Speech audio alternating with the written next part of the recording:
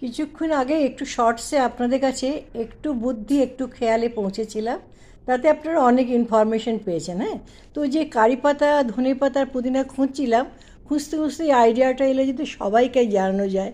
আপনারা তো উপকৃত হচ্ছেন, আপনাদের যেভাবে ভিউজ আমার বাড়ছে তাতেই বুঝতে পারছি।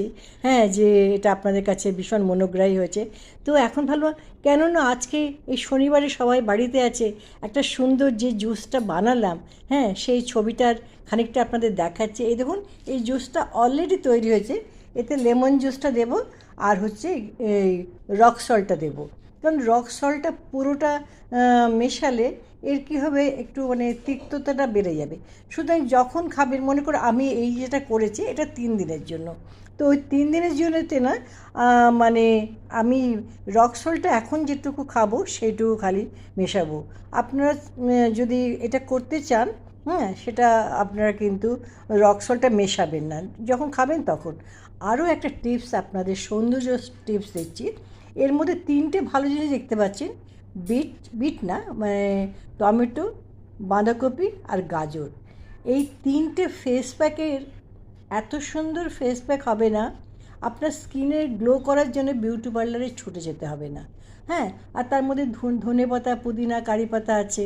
তো আজকে শনিবার রোববার কিন্তু আপনারা 5-6 মিনিট আপনাদের নিজেদের জন্য রাখতেই পারেন।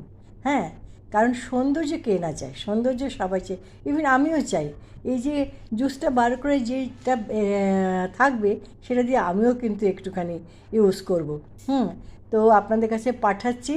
তো আবার কমেন্টে আসবে, আমি বুঝতেই পারবো এর ভিউজও মানে আগের যা ভিউজ আসছে তার চেয়ে আরও ভিউজ আসবে। তো এমনি নানা রকম জিনিস কেনা আমি আপনাদের কাছে পৌঁছানোর একটু ইচ্ছা রাখি। যেমন এই দেখুন, যেগুলিকে মানে পেপার চেঞ্জ করলাম, পেপার চেঞ্জ করে নতুন পেপারে অ্যালুমিনিয়াম ফয়েলে রাখলাম। আর একটা ডাব্বা করবেন, বুঝলেন? তাতে কী হবে, আপনাদের আলাদা আলাদা খুঁজে পাওয়ার সময়টা বাড়বে। মানে তার লেবু থাকবে, কাঁচা লঙ্কা থাকবে, আদা থাকবে।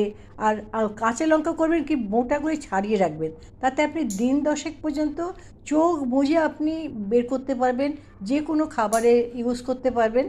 আর আপনাদের সময়টাও বাঁচবে। এবং যে প্রান্তেই পৃথিবীর থাকুন না কেন, আপনারা আমার কথা নিশ্চয়ই মনে করবেন।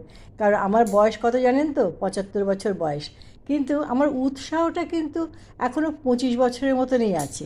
সুতরাং আমি চাই যে আপনারাও ভালো থাকুন, সুস্থ থাকুন, এবং পজিটিভ এনার্জির ভেতরে যদি আমরা বসবাস করি, বয়স কোনো ব্যাপার না। আমাদের প্রতিটা মুহূর্ত ভালো থাকার অধিকার আছে, এবং ইচ্ছে রাখতে হবে, ইচ্ছে থাকলেই উপায় হবে।